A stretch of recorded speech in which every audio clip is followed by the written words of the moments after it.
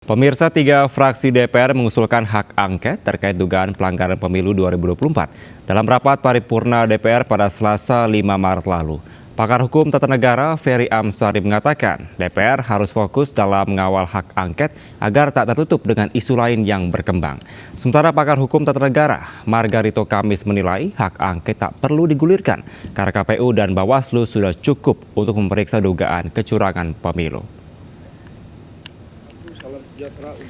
Dalam rapat paripurna DPR 5 Maret lalu, 3 fraksi yakni PKS, PKB, dan PDI telah mengusulkan hak angket terkait pelaksanaan pemilu 2024. Melalui hak angket, DPR berhak melakukan klarifikasi terhadap pelaksanaan daripada pemerintah, khususnya dalam hal pemilu.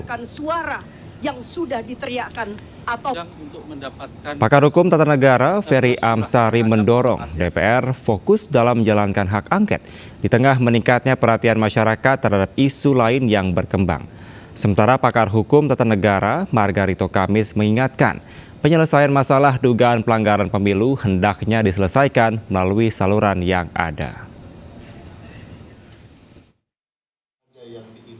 Pertama, yang paling penting adalah mengungkap kecurangan pemilu, dan itu harus jadi fokus karena seluruh permasalahan sudah terkembang di ruang-ruang publik. Saya lihat banyak alat bukti, banyak yang kecewa, berbagai data penelitian menunjukkan berbagai kecurangan terjadi. Kalau kemudian sibuk membahas lonjakan suara PSI, ini akan menghilangkan esensi utama. Seolah-olah kita sibuk bicara PSI dan mengabaikan dan melupakan kecurangan pemilu presiden. Padahal kalau kita bisa berhasil membuktikan curang pemilu presiden, dengan sendirinya kecurangan PSI atau pelonjakan suara itu bisa dibuktikan. Kan kalau misalnya mereka ingin mengoreksi perolehan suara, misalnya, menurut saya sudahlah, karena itu bukan tempatnya diangket.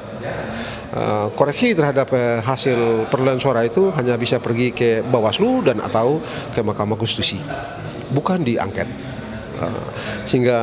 Tapi kan kita tidak tahu apa yang mereka sasar dari wacana-wacana. Toh sampai sejauh ini kan usul angket itu juga belum kita tahu, substansinya juga belum kita tahu gitu kan.